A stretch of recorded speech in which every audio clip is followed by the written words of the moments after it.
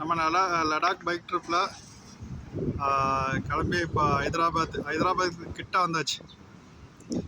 புது ஃப்ரெண்ட் அவர், நம்ம லடாக்லேருந்து ஃப்ரெண்ட் ஆனார். புது ஃப்ரெண்டு, கேரளா ஃப்ரெண்டு.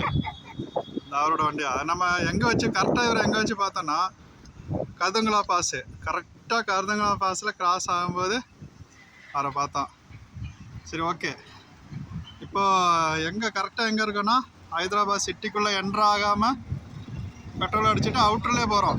அதாவது ஹைதராபாத் சிட்டி உள்ள என்ட்ரி ஆகாமல் அவுட்ரு ரோடு பிடிச்சி அடுத்து பெங்களூர் தான். இதான் பெட்ரோல் போட்டாச்சு,